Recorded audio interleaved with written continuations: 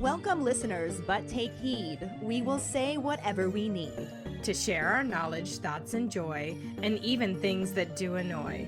Before we begin, please be aware, we have a tendency to swear. You have been warned, make no mistake, so join us now. We're for Fawkes' sake. Welcome to For Fawkes' Sake, a Harry Potter book movie compare and contrast podcast. I'm Ellen, and I am again lucky enough to have two co-hosts. Joining me, again, is Abigail. Hi, everyone. And joining us for the first time as a co-host, but as one of our OG patrons, an occasional pondering submitter, and the composer of our music, this name should sound familiar and this voice might as well. We've got Max. Hello. Thank you for having me again, but for something different. I'm so excited. It's nice to meet you, Max. It's lovely to meet you, Abigail. Weirdly enough, I've met Ellen, but not you. So Yeah, but if you've met Ellen, you have also met me. It's the influence. That's what we're seeing. Lots of influence on each other. Yes. I had a really good time composing the music for the podcast, and Ellen knows that I'm a complete music buff, but I got into Harry Potter not through the music, but I got into it through having the books read to me and then listening to the audiobooks. And then weirdly I had this giant gap between my childhood and my later teenage years of I don't want Harry Potter in my life. And then I started reading it again at university, and that's how I found the podcast. So it's been a really interesting journey doing some work with you guys. Yeah, it's been great having him as a background character for a while. Every now and then jump into the front. He did a couple of Potterheads of History episodes with us. And as you may notice, we have a few changes happening as I'm bringing in different co-hosts and whatnot. Carly is still with us. She's just got a lot going on. She's going to be in and out. You just saw her in our previous episode. You'll see her in future ones, or hear her, I should say. But to give her a little bit more flexibility and to keep this going, we thought that it'd be fun to bring in some extra people, and Abigail jumped on that opportunity after being shoved into it initially. It was kind of, I told her she was going to do it, and then she was just like, oh, but I'll keep doing this. And I'm like, okay, if you'll keep doing this, I'll keep having you. Yeah. And then I was just like, wait, now we've got a Hufflepuff, a Gryffindor, and a Ravenclaw. We need a Slytherin. And then it was like, Max is Slytherin and he's already a background character. Let's make him a main character. So here we are. I'm really hoping that soon we'll have an episode with all four of us, and that's going to be incredible. In the meantime, you get to enjoy the three of us. So let's just get it started. Max, before I jump into my thing, I have got to know, who read you Harry Potter? My mother read me Harry Potter, not all of the, I think she read me the first and second one, and after that point it was all audiobook work. I ask because we've read the entire series, including the Cursed Child script to our daughter. That's good. Well, when I was little, I think it was Half-Blood Prince and Deathly Hallows hadn't been properly released when I started getting into them, and then my sisters went crazy for them when they came out, but I wasn't by that point. I was beyond interest. It wasn't happening for me. But he came back around. I did come back and it led around. us to this. Yeah. Speaking of coming back around, let's go ahead and fly into the Phoenix flashback. Last week we covered the second half of Chapter 16, A Very Frosty Christmas, and the corresponding film scenes that don't really remotely even correspond. In the book, Harry has a fitful sleep and a shocking awakening when Ron reacts to an awful Christmas present from Lav Lav. Harry gets one that is almost as bad, but not quite as bad, from Creature. The Weasleys, Harry, and Remus all enjoy a Christmas lunch that is interrupted by the arrival of Percy and the Minister, under the guise of Percy wanting to see his family, but really just so the Minister can interrogate the Chosen One. Harry agrees to talk with the Minister, but really just so he can mic drop shut him down.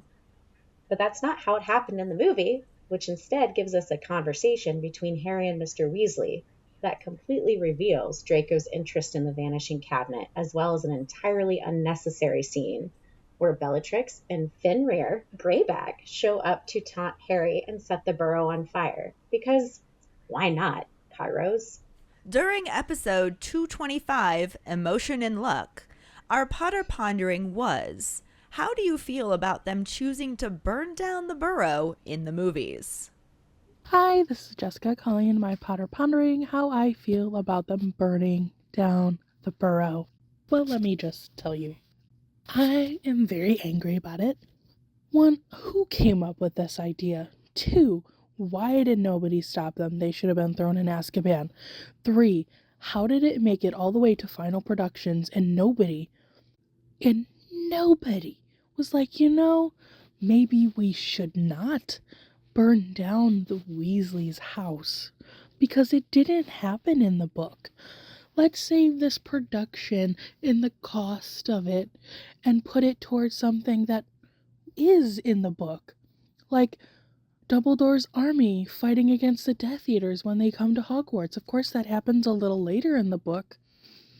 But why did they choose something that didn't happen over something that did and was cooler anyway? I don't understand. Did they even have a single person on that set, in that production, at all, anywhere, in the employment of making these movies, that read the book and was supposed to keep them in line with what happened in the book? Because it really feels like at this point, they were just coming up with ideas that would just make us mad.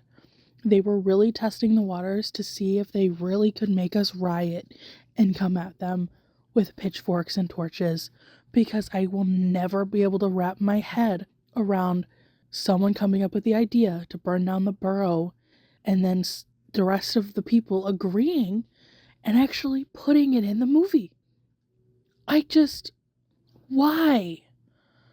David fucking Yates, why would you do that to us?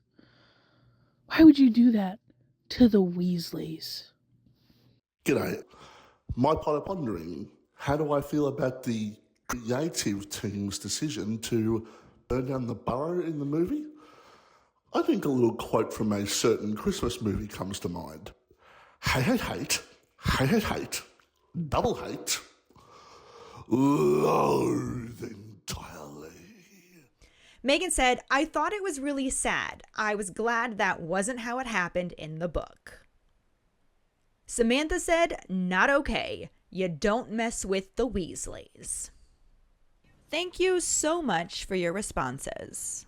Our trivia question last week was, how much does it cost to participate in apparition lessons?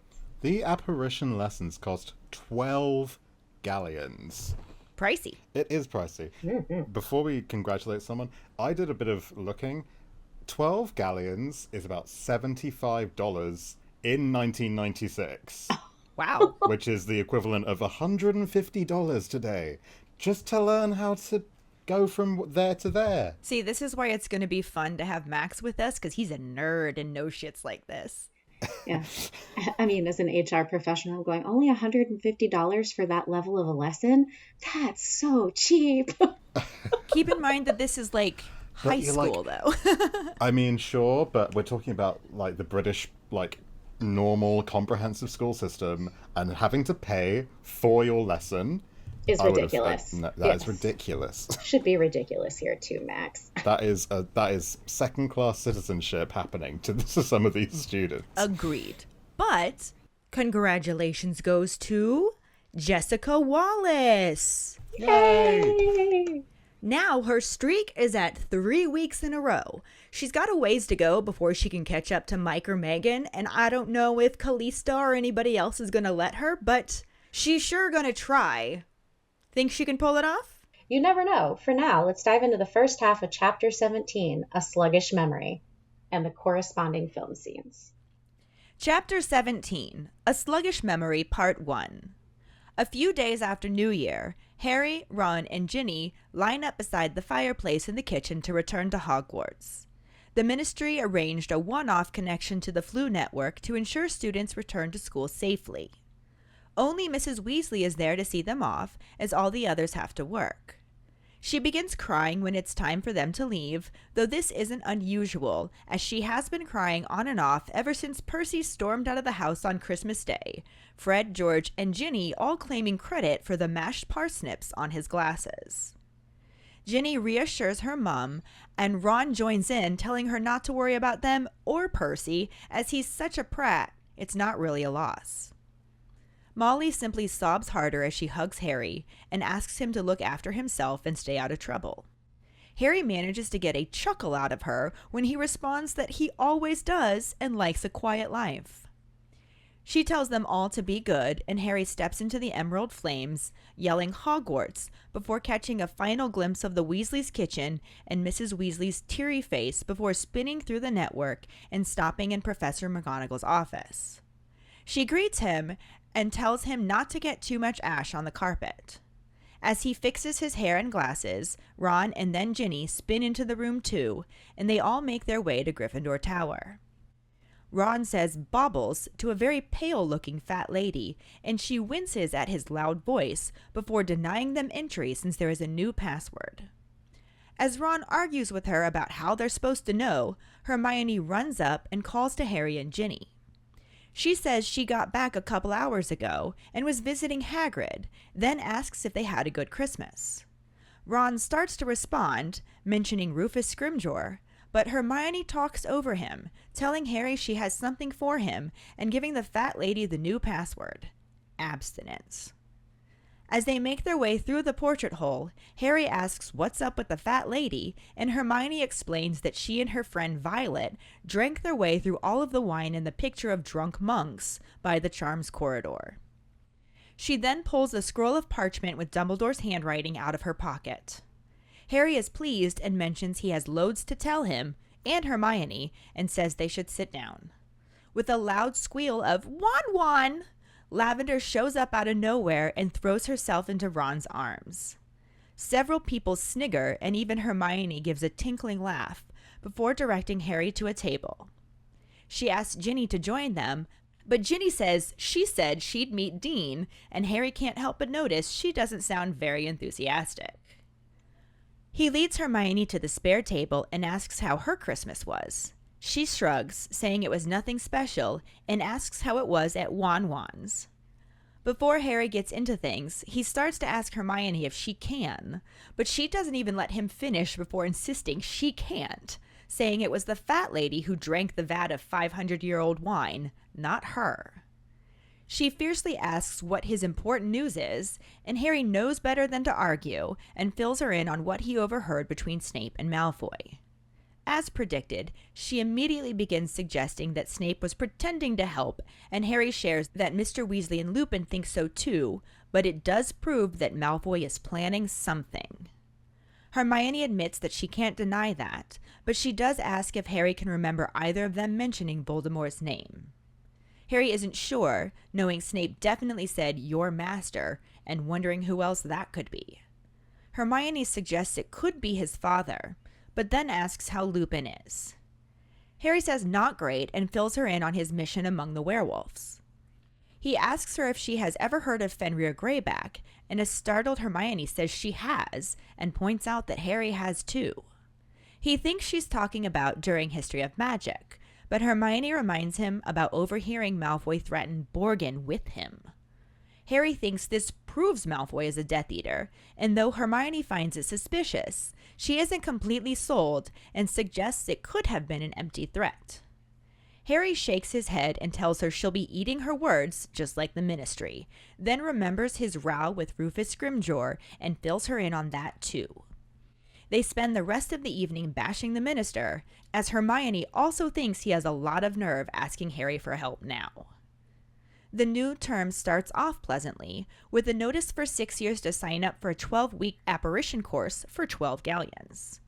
Ron is about to sign up just after Hermione, when Lavender comes up behind him and covers his eyes, saying, "Guess who, Wan Wan?" Hermione stalks off and Harry catches up to her, not wanting to be left with Ron and Lavender either.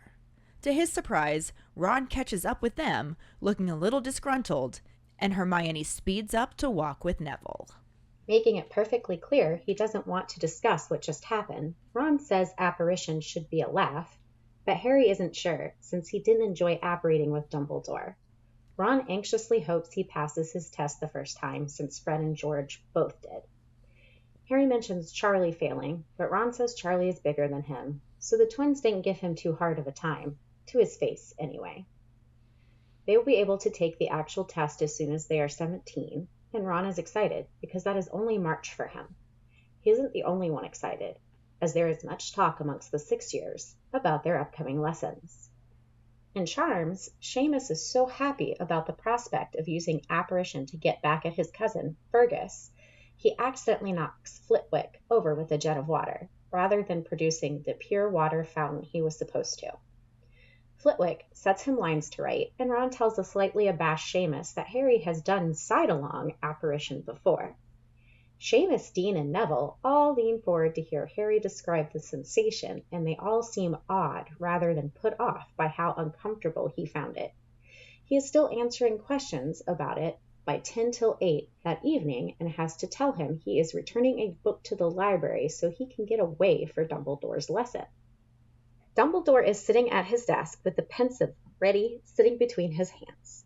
His right one looks blackened and burnt as ever, and Harry again wonders what caused such an injury, but doesn't ask since he has another matter he wants to discuss. Before he can bring up Snape and Malfoy, Dumbledore brings up Harry's encounter with the minister. Harry confirms it, saying he isn't very happy with him, and grins when the headmaster sighs and says he isn't happy with him either, and they must try not to sink beneath their anguish, but battle on. He tells Dumbledore about Scrimgeour's plan for him to tell the Wizarding World. The Ministry is doing a wonderful job, and Dumbledore lets him know that it was originally Fudge's idea when he was clinging on to his post in his last days in office.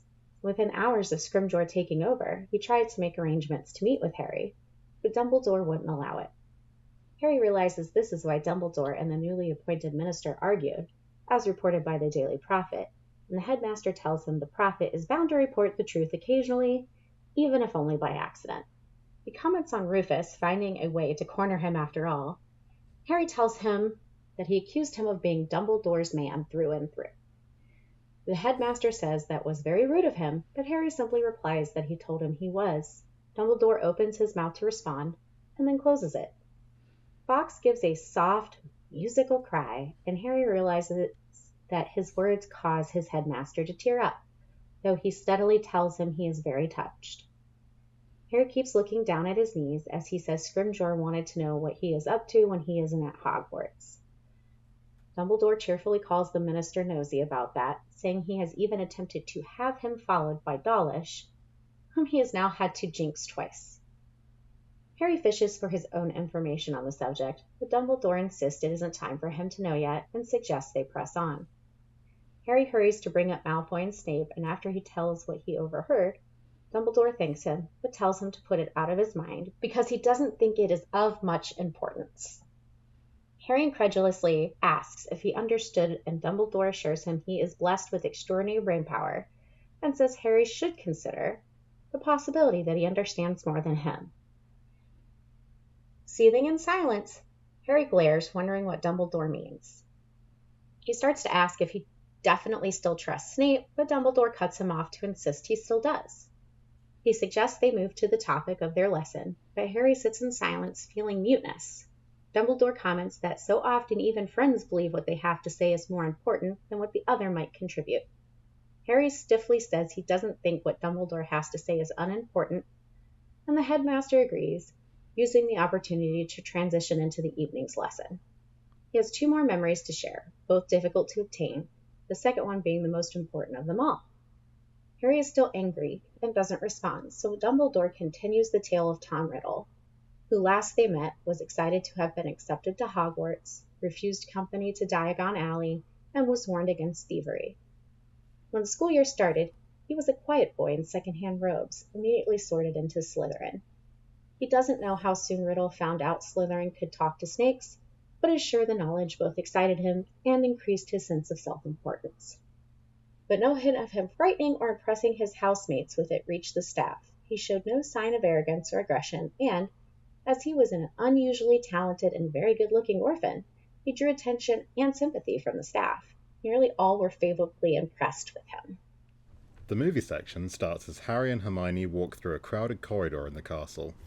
Hermione is looking at an article about ministry disappearances with a picture of Madame Bones, but is talking to Harry about how easy it was for them to get to him and how lucky he is that he wasn't killed. She lowers the paper and tells him he has to realise who he is. Harry exasperatedly insists he knows who he is before apologising for his tone. They come upon Ron sitting by a window as Lavender puts a necklace around him. In a defeated tone, Ron agrees to wear the necklace, and she throws her arms around him, calling him Won-Won. Hermione excuses himself to go vomit, and walks back the way they came from. Harry continues walking forward as Lavender giggles and jumps onto Ron in the background. Yeah, so obviously a lot of that happened in the book. That was the movie section. I mean, it was just spot on or not at all. Right, yeah. It's like they pulled out certain details that they felt like were very important for the continuation of the story. And I gotta be honest, like, I just feel like it's, and we know this, it is not a real apples to apples comparison. Oh no, this is apples to rutabagas. Pretty much, yeah. It never is, like, straight comparison between the movie and the book. But I think if you're going to change it that much, then you need to at least justify it in the rest of the movie, which, I mean, it'll come onto that in the next episode and the next one after that as well. But they don't do that at all. No. And honestly, until I actually wrote this summary out, based on how long the movie section was for the whole chapter, I wasn't even sure any of it was going to correspond. And this, in a way-ish, corresponds to part of the previous chapter. Since Ron gets the necklace at home, she Almazan primed that necklace to him. Mm-hmm. You know what? This is a point of serious irritation I have with the film at making Lavender Brown look like this absolutely ditzy, useless, obsessive girlfriend of Ron's, which she is in the book, no question, but she isn't ridiculous. I never thought in the book that she was anything other than a normal person who is 16-year-old girl at 16 or whatever it is. Mm-hmm. I mean, she did call him Won-Won. That's fine. In both the book and the movie. This is a point I'll get to later, but like, it is totally something I saw growing up in a rural community. Like, teenage girls baby talking to their boyfriends, feeding them food, stuff like that, because they think that's cute. They think that's cute. They think that's Spoiler romantic. alert. It's disgusting. It's not. It's vomit worth. But, you know, it is what it is. Like, teenage girls are, when it comes to relationships, very Cringe. silly. Ugh, they're just silly. Agreed. I find it interesting that Ron has pretty much no interaction with this girl. I don't know why she still thinks he's amazing and brilliant, because he barely says 5 words to her in the book or the film. Well, yeah, it's mostly snogging. Well, he has, like, genuine disdain for her 100% of the time. Because she calls no him one's gone up to this Won-Won and girl. gives him gold necklaces that say my sweethearts. And Yeah, That's it was nice. She's he's doing nice clearly things. Yeah. also having more stress within his friendships because of this as well. But that's also not Lavender's fault. That is Ron's fault for the choices that he made. It is. It was all fine and good when it was just snogging, but now he has to relate to her on a different level, and he's finding out that he doesn't like her at that level. Yeah. Ron can't have a conversation with any girl in the series. I mean, he barely has a conversation with Hermione until book 3. Hermione is really the leader in that too. It is. It is completely Hermione leading the conversations. And so giving Ron his first opposite sex conversation when he's 16, when it's not halfway through the book, but getting onto there, it's pathetic. It's not the way that you could introduce him as a sexual being in the story. No. Honestly, whenever I get to this point, I can only think about the time that Ron made the Uranus joke. And I genuinely think that Lavender, being that dumb teenage girl, that silly teenage girl, heard that joke and was just like, oh, he's interested in me. And I think that's what kicked it off for her. That's my theory. It's such a shame.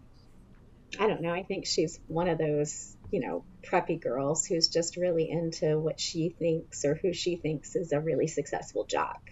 Because she really isn't interested in him until he's possible too. killing it on the Quidditch field. I mean, we've got to hope that's why, and it's not like, oh, he's so poor and down to earth. I love it. I mean, that's not horrible, I guess, but I don't know that I would call Ron down to earth. But he's so normal. Yeah. No, that's not no. No. Ron is far It's from just normal. so funny because, like, that's the bulk of the scene, and this happens in the background, essentially, of Harry and Hermione's conversation, which we will get to in the book. It's just that conversation doesn't have the same amount of detail because so much more happened in the book leading up to this conversation than it did in the movie. It's true. But speaking of in the book, like I said, the chapter picks up. It's a few days after New Year's. Their holiday is coming to an end. And we had briefly talked in one of the previous episodes about the fact that the kids did use the Flu Network to travel, at least back to school. I don't know if they traveled from school in the same way. I think that would make sense, at least for Harry, because they're trying to keep him safe. Though we know that the movie had them traveling back on the train because that's when Harry and Ron talked about everything. But in the book, for sure, they are flu powdering their way back to the castle, right into McGonagall's office, which that has to be annoying for her if it is all of the kids taking the Flu Network. Could you just imagine, like, all of these kids? I imagine the Gryffindors all showed up in McGonagall's office and the other headmasters each had their own kids traipsing through, but just sitting there trying to work at her desk. Up, green flames. Try not to get too much ash on the carpet, Potter. As she's putting a check mark next to names as she's accounting for Right, each like, student okay, in their back return. safely, back safely. Can you imagine the tedium? That's ridiculous. yeah. And no phones. It's not like she's about to get any. There's no warning. any You just warning gotta that this is sit about there to for as happen. long as Yeah. it takes for every student to return. Proof that Imagine teachers she's don't in get the- paid enough. Sorry. I was going to imagine she's in the toilet, and then you arrive in her office and you don't actually know because you've never been in her office before. Well, at least we know that Harry and Ron absolutely have. I feel like Ginny has too, but not because she's in trouble, just because I think she and McGonagall have a special bond, being that Ginny is also a Quidditch queen. They chat all the time. I think McGonagall loves Ginny. Do you really like Dean? No. I love the idea of Ginny and McGonagall talking about Ginny's interest in Harry. That would be odd. But, like, they dance around it. Mm-hmm. I think that'd be hilarious. I like the idea that it started out with Ginny telling her she was interested in Harry and her going, try Dean? Give it Dean's time. got to Give be it time. better. Well, I've mentioned this before. I don't know if it was ever with you, Abigail. I've definitely mentioned it to Carly and Katie. But the author has a tendency in all of her writings to try and make things more even. So if there's like any kind of potential romantic relationship happening for someone, there has to be more balance between those two people before she will write that it could actually work. So in the case of Ron and Hermione, because Hermione had her experience with Victor, Ron had to have some kind of experience, and that's why he got Lavender. Something that was never going to work out in the long run, but something to give him that experience so he felt more on even footing with Hermione when they do eventually get together. It's just something she tends to do in her writing in general with characters.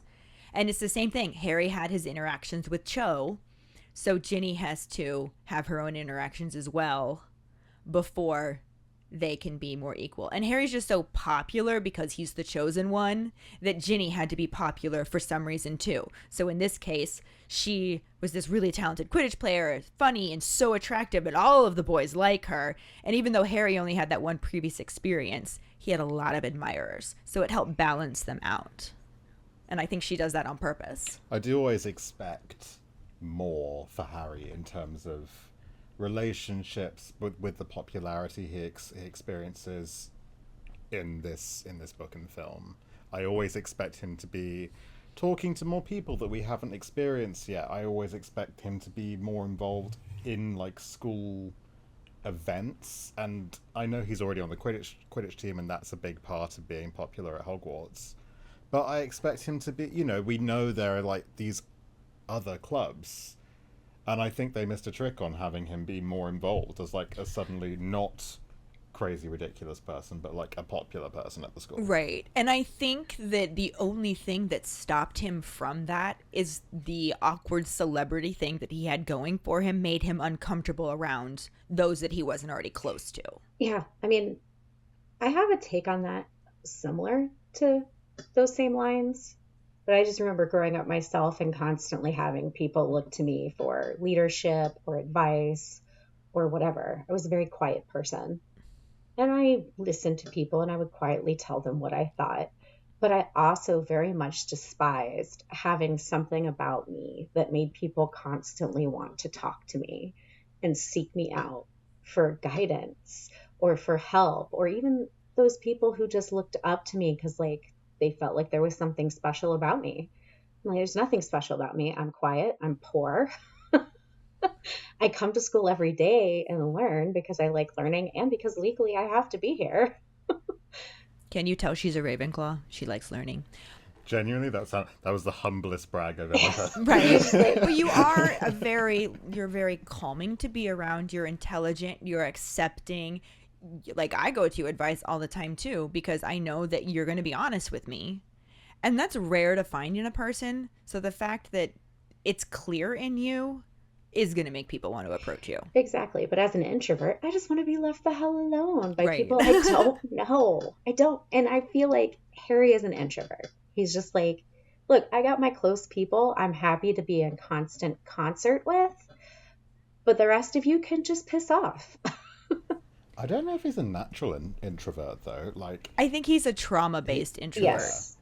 because when he does, like, when he starts putting himself out there, like, it starts in his first year when he gets on the Quidditch team, and then suddenly he's so excited to be accepted by, like, the school rather than just Ron, because even at that Right. at that point he isn't really friends with Hermione yet. Like, so it's just him and Ron, and then suddenly, like, he is popular, and I think that happens in every book. He has these moments of elation where he isn't a pariah anymore. Like, oh, everyone hates me because they think I'm the heir to Slytherin. Oh, I saved the school, and and that happens in every single book where he's really happy to be popular again. Like, exactly. Every single book, he experiences that popularity and sees how fickle it is. So I feel like he's not going to seek it out because he doesn't trust it.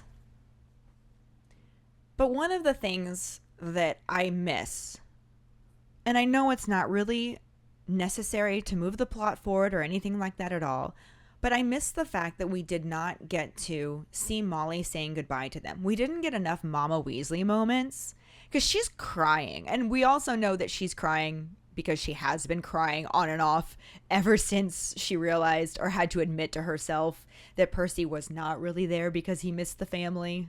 Yeah.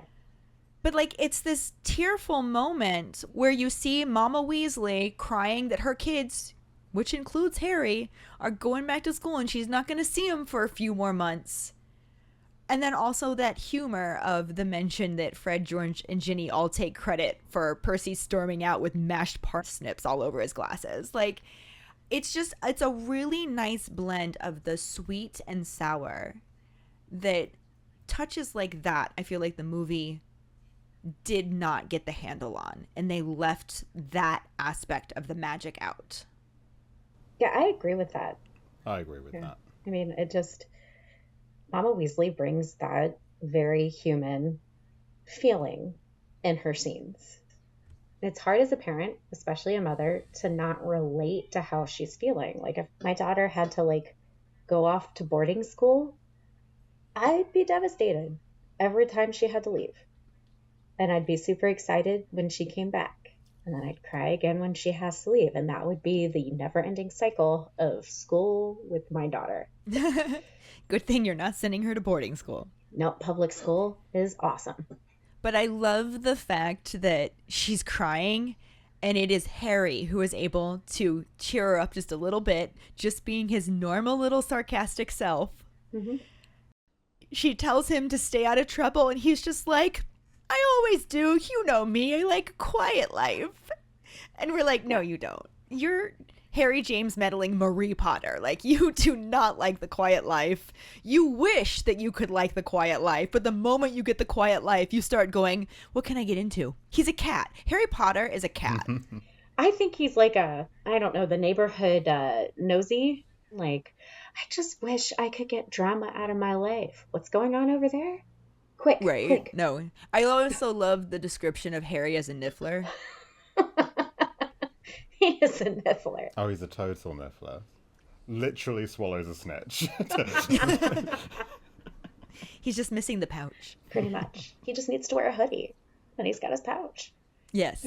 Oh god, can you imagine if they made them wear hoodies? In like year 3 and year 4, Harry and Ron in their little angsty hoodies. You know what? If somebody gets a chance to go out and mess with an AI tool, somebody please look up the golden trio in hoodies. Like, get AI to generate it, please. I don't trust AI. I'll just make Len draw it for me. That would be good too. You're an artist. I'm not an illustrator, though. I can draw what's in front of me. Len can actually create things from nothing. So, I mean, with a lot of effort, I can draw. It doesn't come as natural to me as it does to him. I can't draw a single thing. That's because you didn't have me as an art teacher. I've mastered stick people. Once Ellen tried to convince me I could paint something, and then after I was done, she's like, this is a good start. And I was like, that's Ellen for I really can't paint. That's what I say to my students, too, when they think they're done with their artwork. And they're like, Miss, how's this? I'll be like, it's a really good start. In other words, keep working on it. I have mastered abstracts. Like, I've learned I can't really draw actual things. You just do whatever weird colors you see blending together in weird shapes in your head. Which is fun. Mm-hmm. And just as valid as art. That is art. The way you said that was like, that's not really art, but like it's as good as art. That's good. I said just as valid as. It is art. There's a whole like abstract wing in almost every museum. They don't keep it with the actual art though, so it's not actual. No, it is. It does get its own separate place. Like, this is really art adjacent. This stuff is more modern. One of the things I really wish the movie had done a better job of showing us is the annoyance that we're starting, like the consistent annoyance or consistent disappointment in romantic choices that the Weasleys are starting to like consistently exhibit. And we've got Ron, who's really just like, he's realized, he now understands, like, yep, I liked snogging with Lavender, but now that I've got to actually talk to her, it turns out there's not a whole lot there I care for. Yeah, and he's also like, do you think that Hermione is really going out with Cormac McLaggen? Like, no. He knows what he did wrong. He's figuring it out now. Right. Well, even with Ginny, is like, oh yeah, I gotta go. I told Dean I'd come hang out with him when I got back. And it's just like, oh, even Jenny's like, I've made the wrong choice. I think Jenny made the right choice when she made it. I think now she's starting to realize that Harry is showing interest in her and is just like looking for any reason to be annoyed with Dean that she possibly can. Subconsciously. I don't think she's doing it on purpose. Right.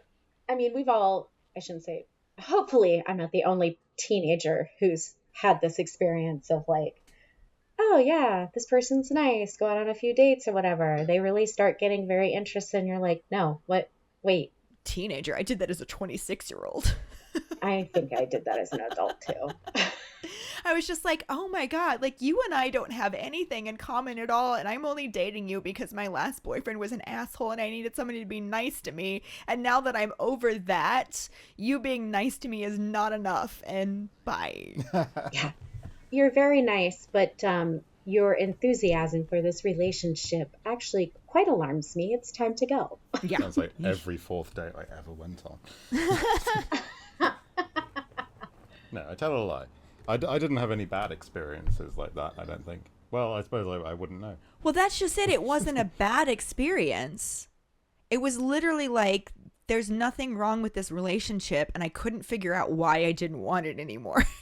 Right. I want to want it because it's great. It's lovely. This person's kind to me, but I don't know. there's some level of drama or passion here missing that I'm too immature to realize is not healthy. Yeah. But anyway, back in the book, like I was saying, we talked about the movie section pretty much already because it was so short.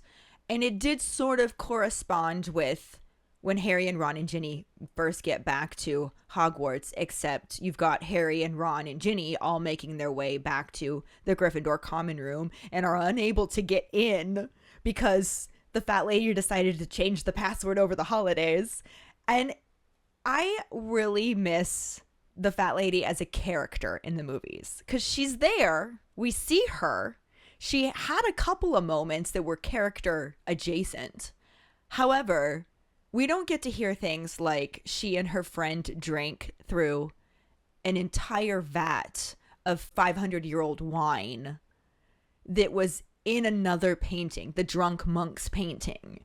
And I love the fact that the magic in these paintings is enough that they're alive. Like, they're really alive and they can do things and they can travel amongst other paintings and have these experiences and side effects. Yeah. And she and her friend got so drunk that she was just hungover as hell and changed the password to abstinence. It's 100% that I'm never drinking again until the next time type moment. Yeah. You know what though? As a teenager, I only thought abstinence really referred to like physical intimacy in like a thing not to do, and I thought that was her like being judgy and, well, not judgy is the wrong word, subtly hinting that she was kind of done with the Gryffindor common room getting so steamy. Entirely possible as well. It's definitely another definition of the word, but Yeah, for all we know, in her hungover state, she was like, look, I'm tired of seeing these kids snog, and I'm tired of feeling like shit. So abstinence, abstain from the drinking, abstain from the snogging. Can y'all just keep your hands to yourself? well, especially since kids like don't necessarily do it in the common room. They go try to find a deserted classroom. So they're in and out at probably all hours when they're not supposed to be. Yeah. And that's got to be really annoying when you're hungover. Or if you just really like your sleep. But it's just it's funny. It's funny. And I want to see things like that. I want those little moments. I don't care if it's going to make the movie 4 hours long. Give me this 20-second scene, please. So, like I was saying, kind of similar, only in the sense that Hermione finds them at this point, gives them the new password so they can all get in, also gives Harry the note for his next appointment. So we get that indication that he's going to have that next appointment with Dumbledore. And then they go sit down.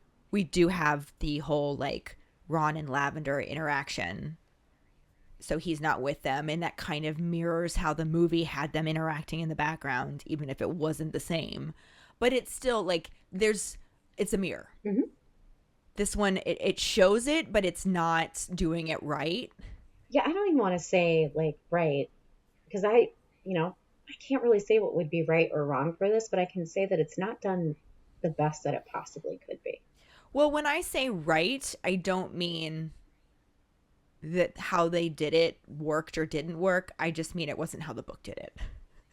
Therefore, it is wrong. No, it's definitely not how the book did it. And this is one of those sections I look at and I'm like, there's no reason why you couldn't have done it that way. I don't know. Maybe it just took too much. Who knows? Who knows why they made any of the decisions that they made? I mean, they do. Hopefully. Do they, though? I'm not sure. I imagine they do. And hopefully one day they'll shed some light on it. You know what, guys? We just left that out because we were running out of time. I think the fact that they choose to leave out so many of the intimate moments between the couples as well shows you that they were really trying to pander to like the fact that it was going to be an international movie, and that they had to be very like careful with how much they showed. Like, I feel like if it had just been a really small franchise and had only really stayed in the UK, half the movie would have been more in Ron and Lavender's relationship and like been really snoggy, kissy. But we only see them do it. We only see them kiss once. It was pretty abbreviated, even if it was a decent snoggy, kissy scene. It just wasn't how much we got out of the books. It was an interesting snoggy, kissy scene because what relationship starts like that? I've never had a relationship start like that. Yes. Anyway, Abigail, it was interesting what you were saying about the consistency and the Weasleys' lack of enthusiasm for their romantic choices. Mhm. And we really see that at this point because you've got Wan Wan and Lav Lav off doing their thing, and Hermione and Harry go to find a table to have the discussion of what Harry witnessed and everything that happened with the minister. And Hermione invites Ginny to join them, and Ginny, like you said, I have to go meet Dean. Yeah. So it's just Harry and Hermione. And Hermione's tone in the book is sort of similar to what it was in the movie, but she's more done with it, I think, in the book. She's more like, Harry tries to ask her if the time apart at all made her think she'd be able to talk to him and set things right somehow, even though it's not Hermione's thing to set right, but whatever. Harry's just like, can't you just? And she's just like, no, I'm not the one who drank the vat of 500-year-old wine, Harry. No, I can't just. Yeah. I'm not the one who got pissed, Harry. Let's just move along. Exactly. And like that tone I felt like was reflected-ish in the movie, but Hermione's actual line when she saw Lavender and Ron interacting was, excuse me while I go vomit. Whereas I felt like in the book her bravado was a little bit more like, oh, and less like, if that makes any sense at all. Yeah. I know exactly what you mean, because she stays throughout the whole movie. She remains fairly positive with Harry. She doesn't seem to be displaying how angry she is with the entire situation. In the book, you can tell she's pissed off, and she demonstrates that in her other relationships as well. But Harry comes along, it's all, maybe it's them trying to get into that idea of there might be a Harry-Hermione fling happening, because they obviously like doing that in the films. They really did. But Harry fills her in, and he is so good at imagining how Hermione is going to react before he actually gets to tell her things, because he was pretty spot on with everything that she was going to say, and even was kind of cutting her off and not letting her finish say it. The whole thing about maybe Snape was pretending to help, but now he's had like 4 people tell him that at this point. Mm-hmm. And goes straight to the I told you so. Hello? Malfoy is up to something, like I've been saying this entire year so far. Yeah, that's right. And I think in these scenes, I'm always reminded, like, this is the primary reason why I feel like Hermione is just Ravenclaw enough to require actual data pointing to, like, one true plausible, like, the one true thing, instead of just being a supporting piece of evidence for multiple plausible explanations. She's just like, nope, here are about 3 other different things that this could be the result of, or this might mean. Like, Harry, until you have enough data to show me that this is it, this is 100% what it is, I can't follow you there. And keep in mind, no other adult is going to follow you there until you have the overwhelming evidence showing otherwise. Right. This is where the book and the film have this problem, because in the book we don't see all the scenes of Draco obviously doing something so shifty. Oh yeah, no, they spell it out for you in the movie. In the book, we are waiting for the twist to happen, and the twist never comes. Like, it just doesn't come. And that's the surprise. The surprise is, oh yeah, Harry was right this time. That's interesting. And in the films, we're thinking, yeah, why is no one listening to Harry? Is no one seeing this shady shit that Draco is doing 100% of the movie? And why is he dressed like that? Like, that's the entire film. Well, yeah, and we just talked about this in the last movie section. The episode with me, Carly, and Abigail, is Harry has this conversation with Mr. Weasley in his, like, shed or whatever, where Mr. Weasley is just flat out like, oh yeah, I think that Malfoy was really interested in a banishing cabinet. Just like, I mean, they spell it out for you. So much so to the point that the movie also then went and took away just how suspicious Harry was of Malfoy. It was definitely meddling in what he was up to, but it was just undeniably, yeah, Malfoy's up to shit. And the book did try and make it more of a mystery. And I don't know if I would say that it succeeded, because I could just be too into it now at this point. I've read it so many times, but I think Harry's evidence is pretty sound. I think it's pretty logical. I think it makes perfect sense. And of course, we all know that he's right because we've all read the books before. But Hermione is over there just like, no, need more evidence. It could be this instead. It could be this instead. It could be this instead. I mean, yeah, sure. Snape said your master, but did he actually use the name Voldemort? Maybe he means his dad. And she was just poking holes in everything Harry suggested. And it seemed almost more like denial than it seemed like not actually believing him. It was more like she didn't want to believe that could be the case. Yeah.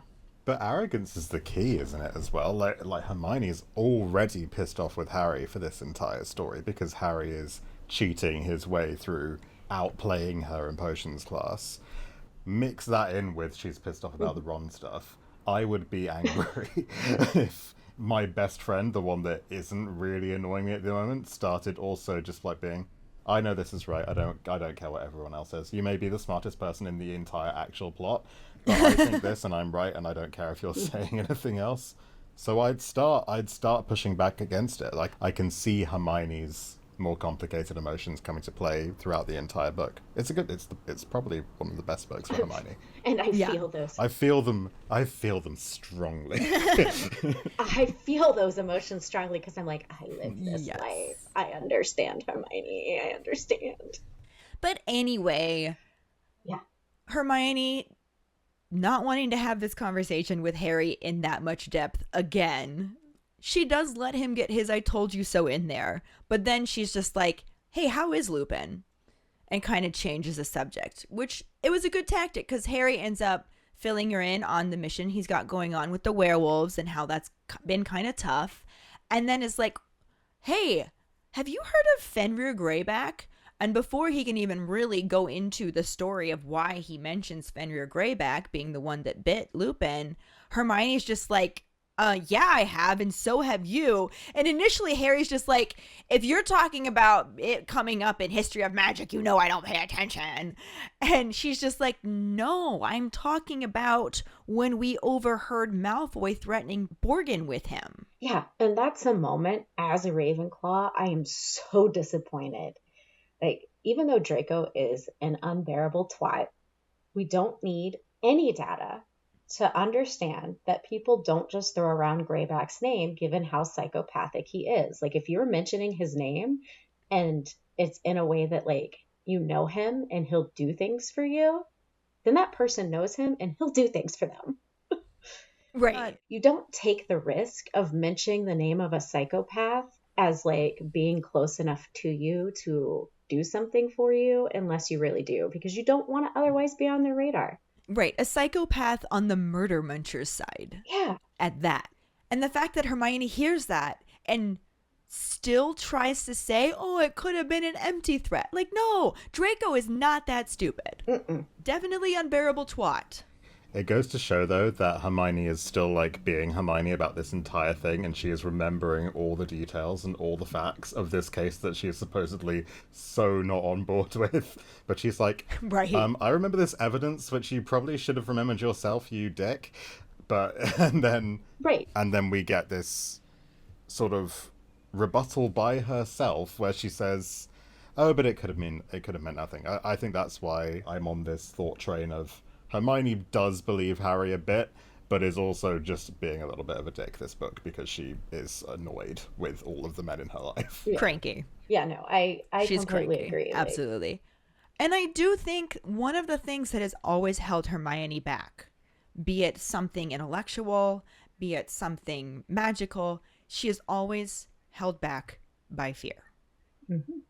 And I think it's both the things that make her a Gryffindor, because being brave is not about being unafraid. It's about still facing your fears, and she will do that.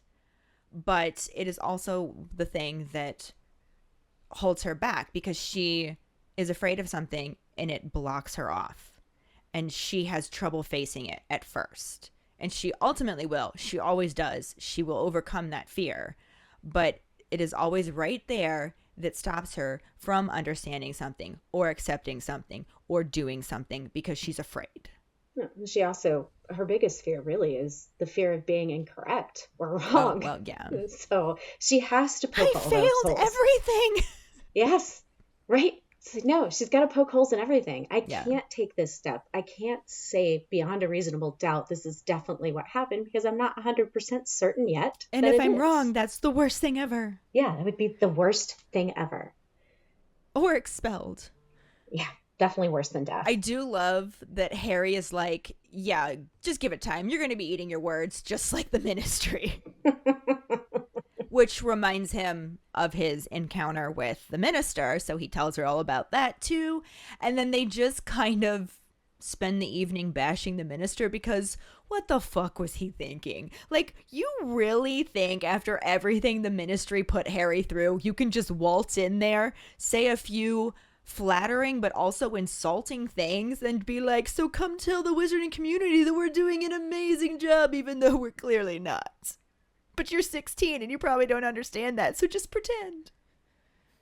Like the nerve. Right. No, I'm 16 and I understand that you have really messed up and you don't want people to know. I think it's one of the first times we see the government being the government in the Harry Potter books as well, of like, oh, like, we're just going to political our way out of this, like, we're going to do like this sort of simpering apology and then expect you to be really on board with us, and that's not how it works. No? Sure isn't. Sure isn't.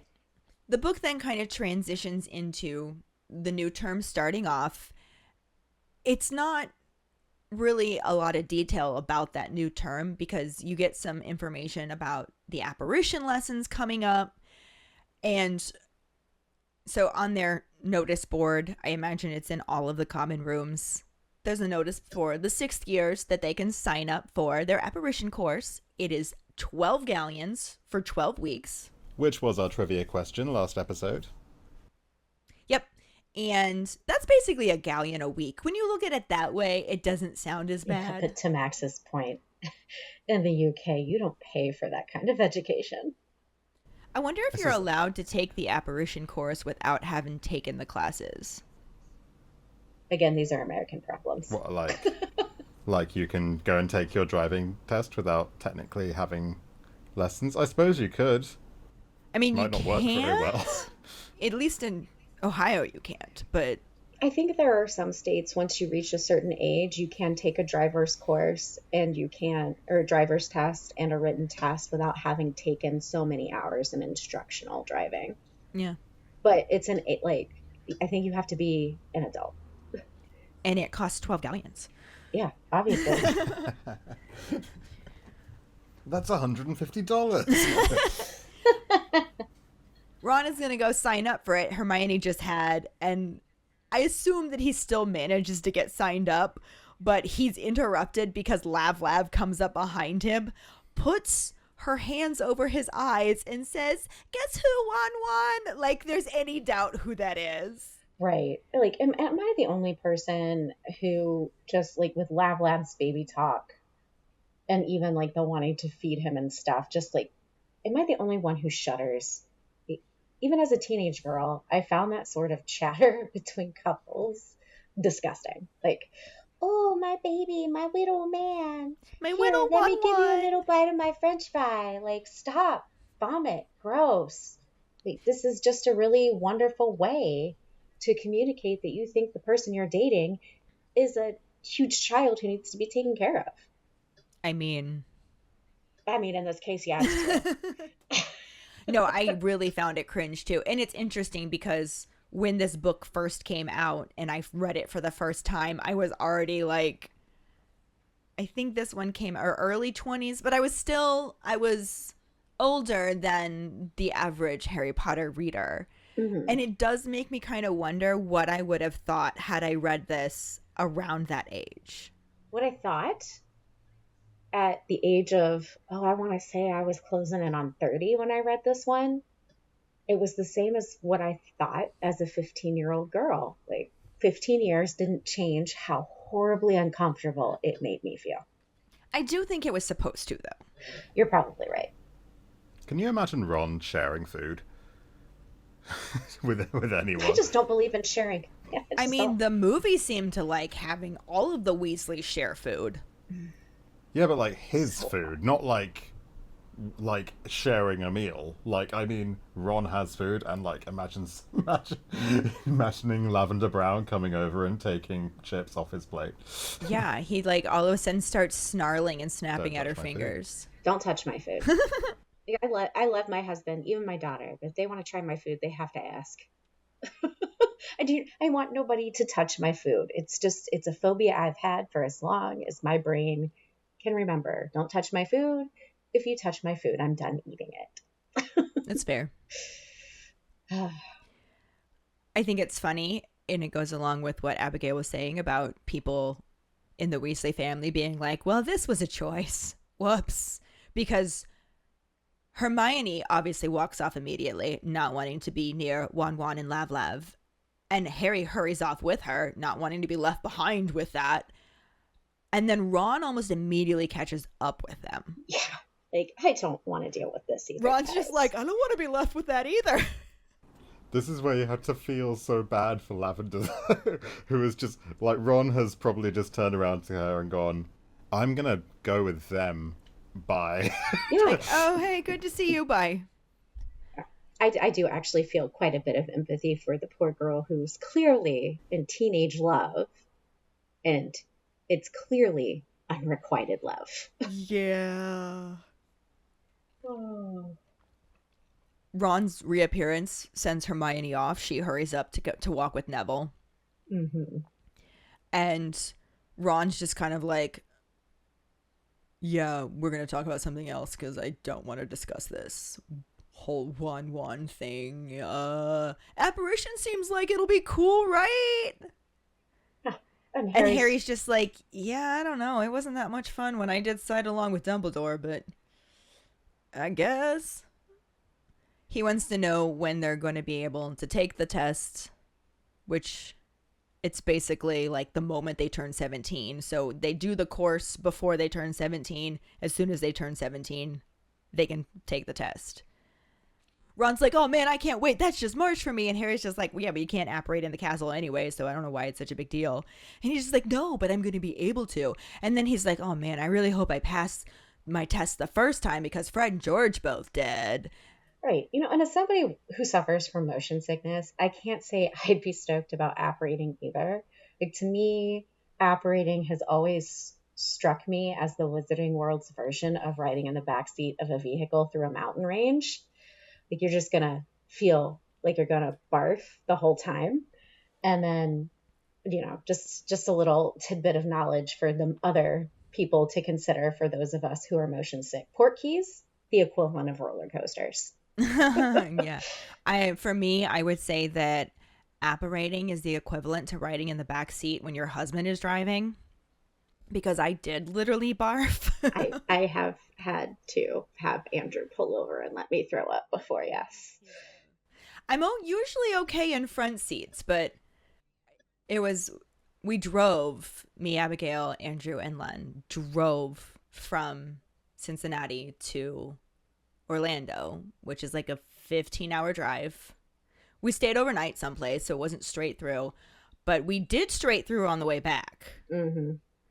And I was just desperately trying to curl up in the back seat to get some sleep, to lay down. And it was bad. It was bad. I don't want to ride in a back seat again, ever, if I can avoid it. Next time we'll bring Dramamine with us. Right. So I definitely agree with you that I don't know that I would be stoked about apparating.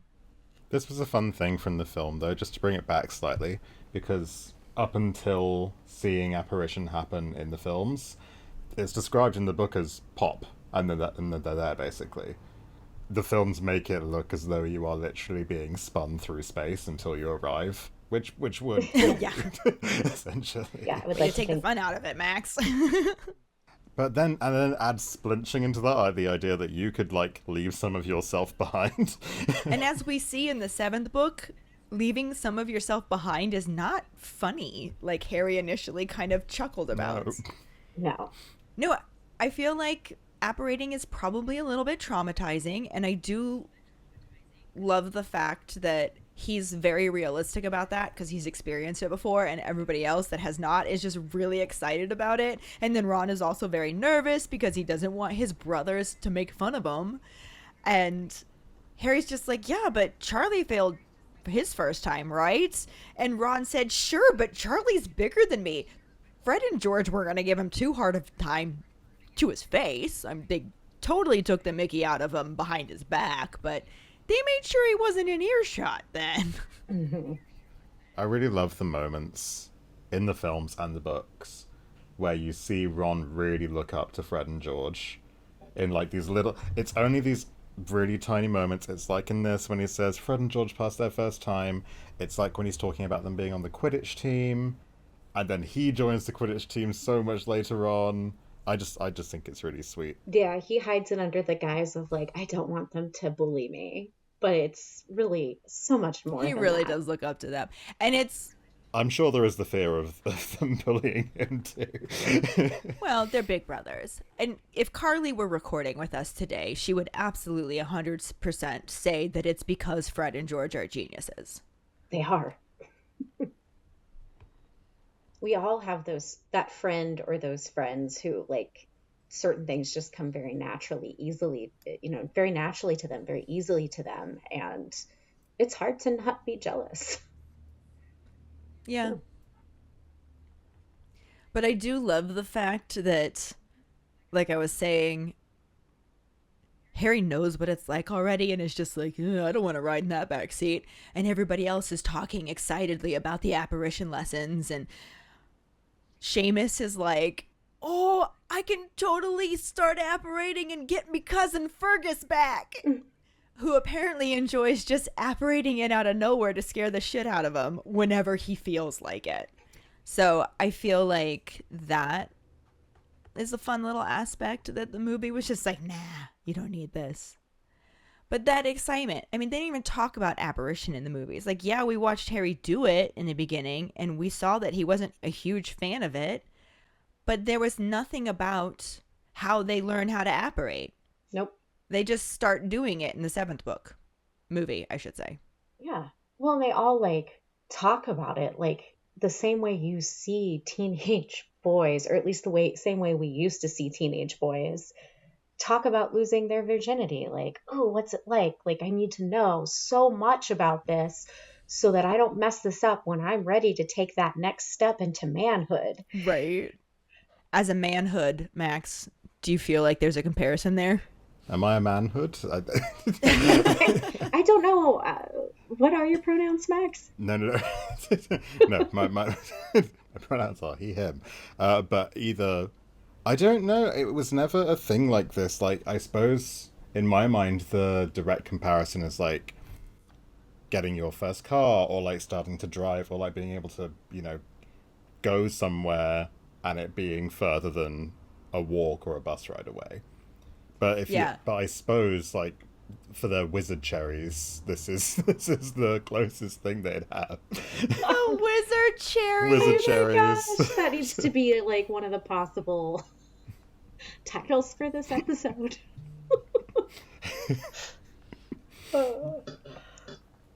Yeah, I always looked at as apparating, getting a driver's license, and driving a car.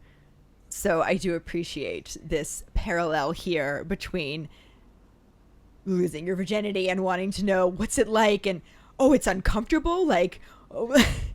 And it's just so funny because especially after Ron lets it known that Harry has apparated with someone before and has experienced it before, then he's got Seamus, Dean, and Neville all like, oh my god, tell us all about it. And you really do get that, we need all of the details, man. Like, what's it like? You were the first to do this. Oh my god, that's amazing. And I don't know that you would get that same reaction. Oh my god, you had to drive a car? Like, that's really cool. Like, I don't know that I would really... It's not quite the same, is it? Yeah, so I can see that parallel, and that's really funny. One thing that we kind of glossed over is the fact that Seamus is so excited about the prospect of learning to apparate and getting his cousin back that he accidentally shoots out a full, like, hose a jet hose of water and knocks over Flitwick. And I love this running gag that shit keeps happening to knock Flitwick over. As a small person, it's not funny. It's totally funny. It's hilarious. It's pretty funny. That's hilarious. It's also the imagery of Seamus is now so excited about thinking of apparition that he virtually explodes. Right. In a it certain really way. goes along with the like I said, losing your virginity. definitely the thing He was that a little also, premature there. yeah, definitely the Got thing a that little brings me back excited. to the whole, like, oh, equivalent to the loss of virginity. Do not see, like, that symbolism there is not quiet. It is not. It's funny because I did not notice it before, but now I'm never going to unsee it. Nope, you're not. And you're welcome to all of you keepers. That's right. Yep. Sorry, got a little You're too welcome. excited. A Now little you too have fast. it too.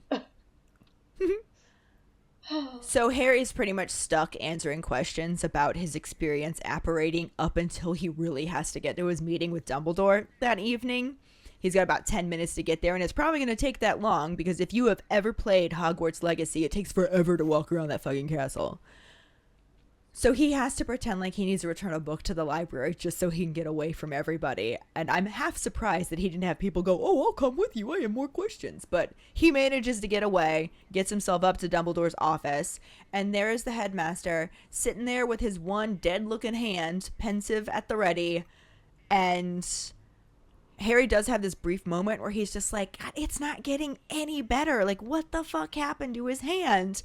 But he doesn't ask again because he's all about like, okay, I need to talk about Snape and Malfoy. We need to bring up this whole Nazi von douchebag bullshit that I have a theory about. And he doesn't get the chance to right away because Dumbledore starts in asking him about his encounter with the minister.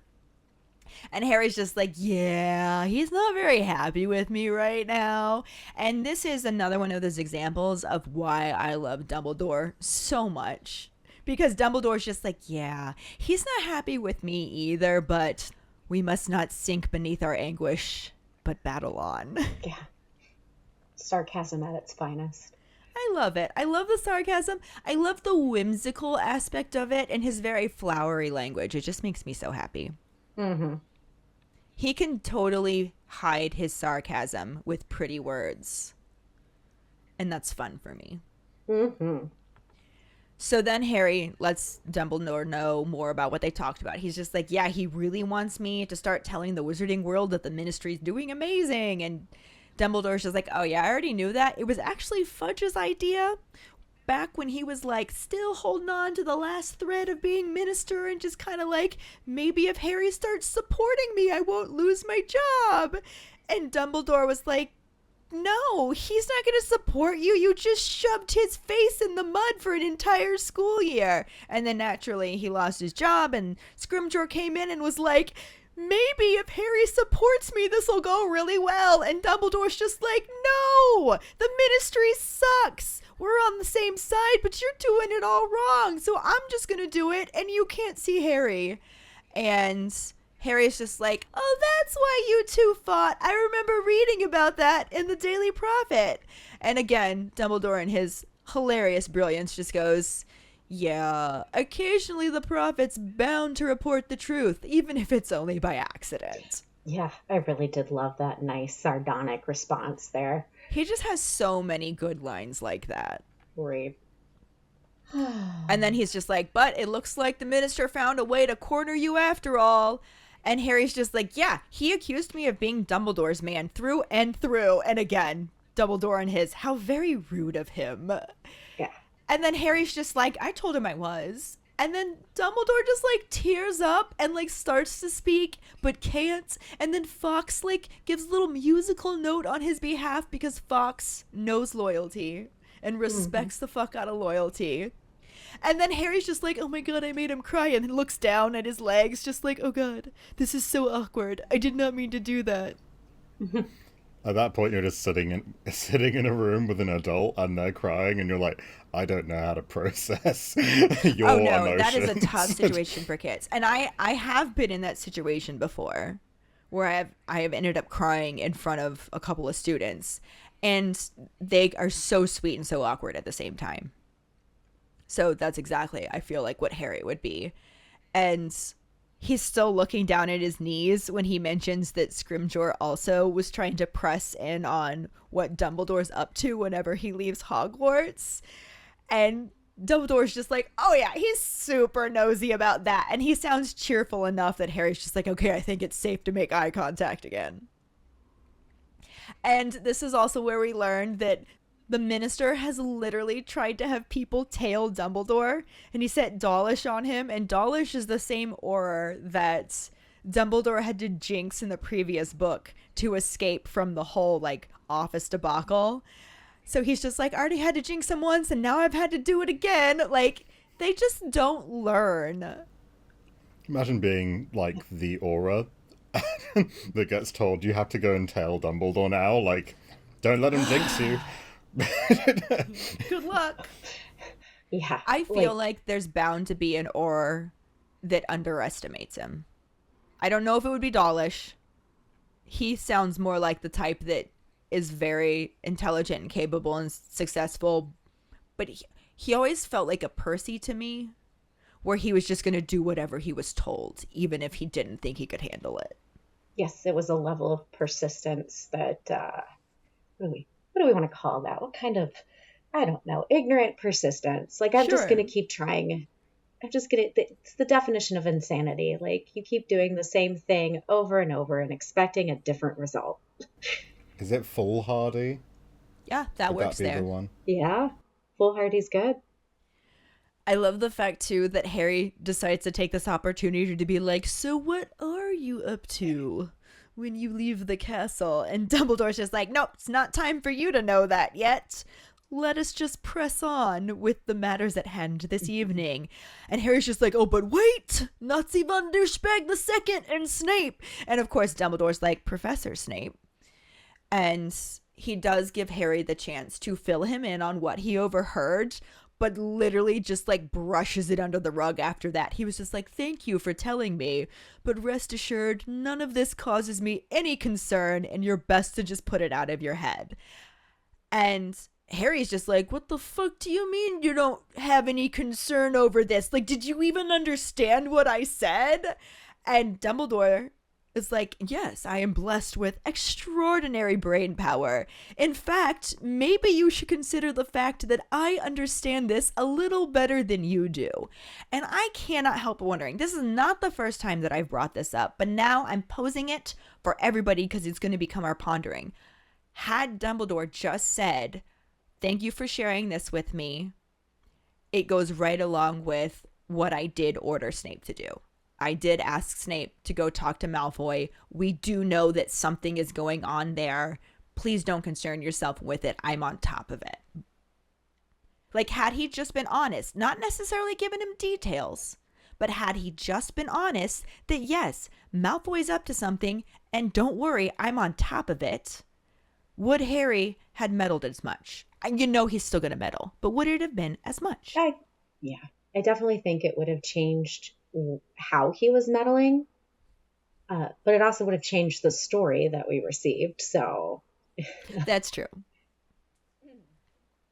I think it would lead to like a real plot issue of like Harry is led through the entire story, through every single book, to not understand Dumbledore's plan for how Harry wins in the end, how Dumbledore wins in the end.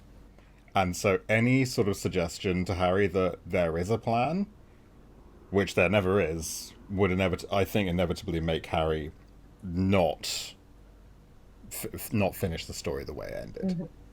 I think you're probably right.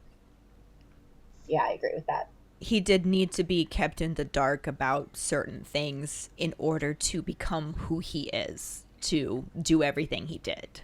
It's along the lines of like the whole God giving people free will. Like, I know what's happening here, and I know how this needs to end. And for it to end the way that it needs to, you need to be making your own choices, unclouded by my own judgments.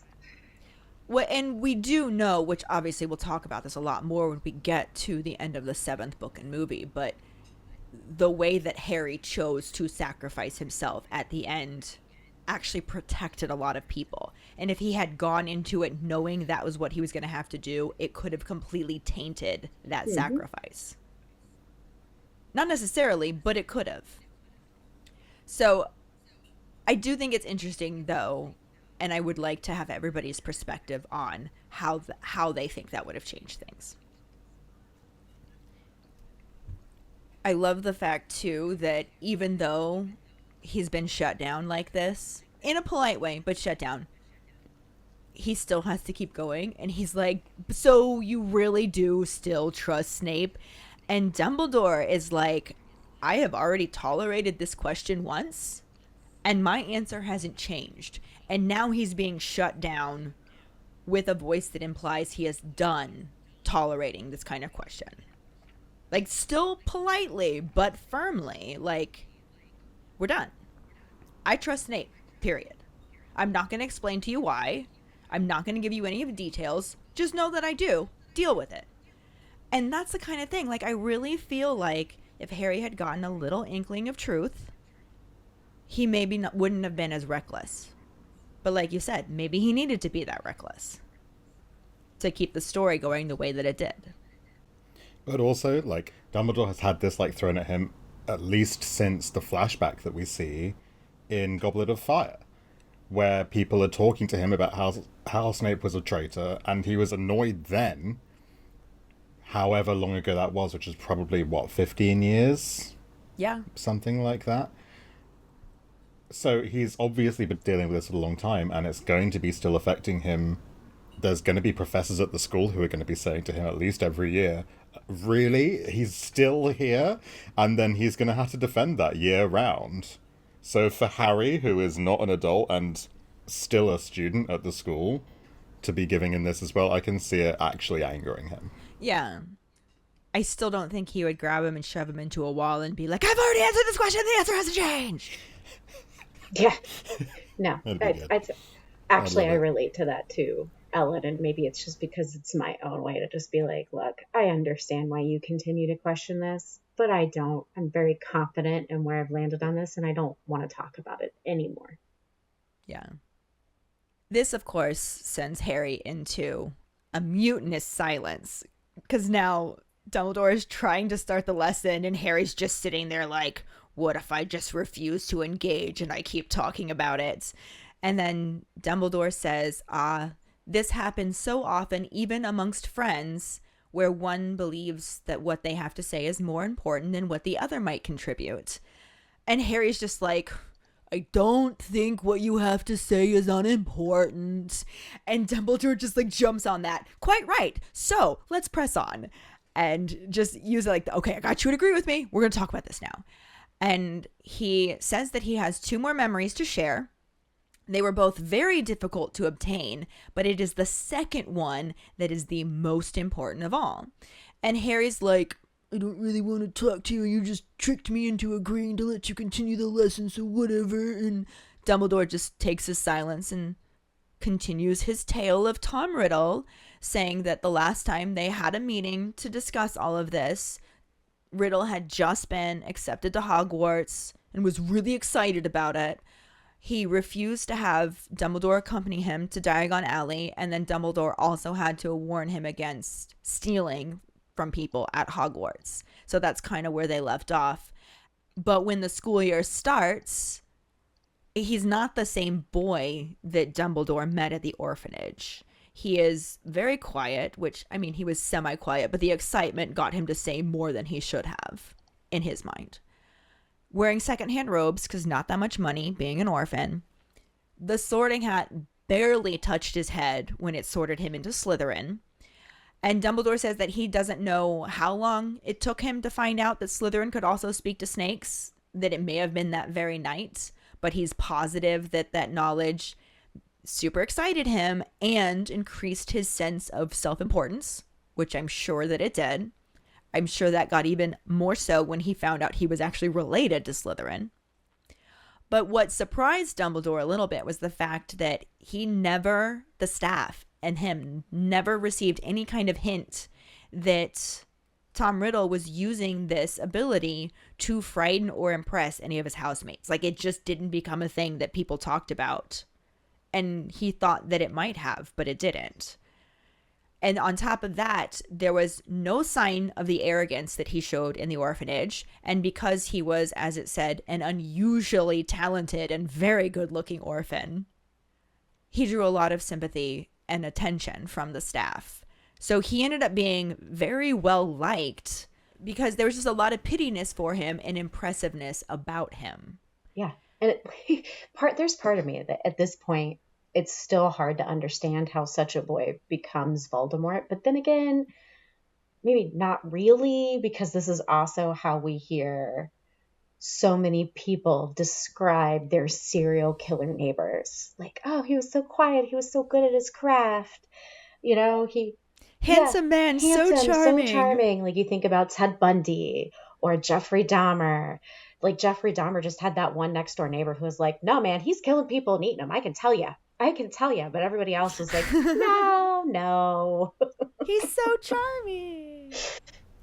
You've also, I think this touches on something that could be a bigger topic, but we see pure blood mania become a thing at Hogwarts, and it's easy to assume that's because of what happened with Voldemort. But I think as like a half-blood wizard in Hogwarts showing promise, I imagine, and in Slytherin House as well, I imagine Tom Riddle would have been not like bullied, but definitely like talked about, even if he is as popular as like it's put across in the books. I imagine that could really like affect you as a child, and as someone who's not had much interaction with other children, not had much interaction with other people in general, and suddenly you're in this environment where you are showing promise, but you also might not feel like you belong. Yeah, I mean, ultimately, as an orphan, he's searching for love and belonging, and he's already on what he feels is the right path to really and truly be accepted into this world wholeheartedly. So yeah, trying to figure out his roots, that could become very messy for him very fast. Yeah, and I don't know that he necessarily did experience that hardship because he didn't know anything about his line. Like, he could have been pureblood for all he knew. He didn't think that he was because he assumed his mother wasn't magical or she wouldn't have died, so he figured his father must have been. Mm-hmm. But he doesn't know. So really all he had to go on was the fact that he is good looking and unusually talented. And that got recognized very quickly, but he always had that self-sense of, I'm better than everybody here at the orphanage. And I can't imagine that wouldn't have translated to his arrival at Hogwarts, and maybe he would have been quieter in the beginning because he wasn't sure. Maybe what he thought once he was around a whole bunch more magical people, he'd realize he wasn't as special as he thought. And then the attention he was getting from the staff and his classmates and everything made it even worse for him because he was unusually talented and very good looking and quickly became popular. And that would have just, all of that would have just fueled that sense of self-importance and that feeling that he is, in fact, very special and better than everybody else. Yeah, I mean, let's all be honest here and use the right term, or I shouldn't say the right term, the everyday term we have here for this, and that's he's a narcissist. Oh, yeah. 100% narcissist. 100% a narcissist. And on that note, because there were like next to no movie scenes in this section, we don't really have any actors to talk about because we have in fact talked about Ron. We did talk about Jesse Cave a little bit. Obviously we've talked about the trio, but barely anything happened. So we can just move right on into our Potter Pondering. Our Potter Pondering for this week. Do you think Dumbledore should have told Harry the truth about Snape and Draco? Find the post on our Facebook page and share your thoughts. Or call us at 216-526-6792 and leave your response as a voicemail. Make sure you start off telling us your name and then go into your answer. Don't forget you can also stitch your response on TikTok. We really look forward to reading, hearing, and seeing them. This week's wizarding word is that the American tour of Harry Potter and the Cursed Child has released their cast And there are some familiar faces from previous productions of the show. So we have an article that we'll share on Facebook.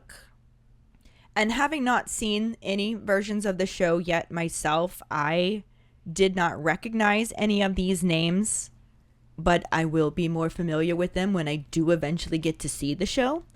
Max, did you ever get to see it in London? Have you seen it yet? I have not seen it. The only experience I have, I bought the script book when it came out. Yeah. That's all I've got. Same here. So the article, like I said, we will share this so you can read it for yourself. But it says that John Skelly is going to be Harry Potter again. He had been in the San Francisco run. Trish Lindstrom was Ginny in the Toronto production. And then Matt Mueller is back as Ron Weasley, which he did so in the Broadway production. And then Ebony Blake had been in the ensemble, but she's now going to be Hermione Granger. So some of those are returns. And like I said, I don't really recognize any of these names, but I think that it's going to be a really good cast. And I am hoping that it works out for us to go see the production in Chicago this fall. And we'll share that article for you to get to see it for yourself. So this week's trivia question is, how old was Tom Riddle when he set off to find his Gaunt relatives? The first one who responds with the correct answer and the code word #SummerSearch will get a sticker. Another way to get a sticker is to rate and review us through iTunes. If you don't have an Apple account, then you can write us a recommendation on our Facebook page. Make sure to email us at foxsakepod@gmail.com to let us know you did, and we'll get back to you to figure out which sticker you want and where to send it. Don't forget to find us and follow us on Facebook, Instagram, Threads, and TikTok at FoxSakePod. Following us on Podbean at FoxSakePod will get you the episode as early as possible and give you a leg up in answering the trivia question. You can also go to our website at forfoxsakepodcast.com to check out our For Fox's Sake and Harry Potter related merchandise for sale. Don't forget to subscribe to our YouTube channel, where we post our weekly podcast episodes, cooking show episodes, vlogs, bloopers, and other random videos. If you would like to become a patron, you can find us on Patreon at FoxSakePod. Patronage starts at $2 and will get you some awesome perks like For Fox's Sake swag, access to our Discord channel, chats, and more. Check out our page for details. Any support you can give is greatly appreciated. And join us next time when we talk about the second half of Chapter 17, the Sluggish Memory, and at least some corresponding film scenes. Thanks for listening. We hope you hear us again. I'm Abigail. I'm Max. I'm Ellen, and we are For Fox's Sake.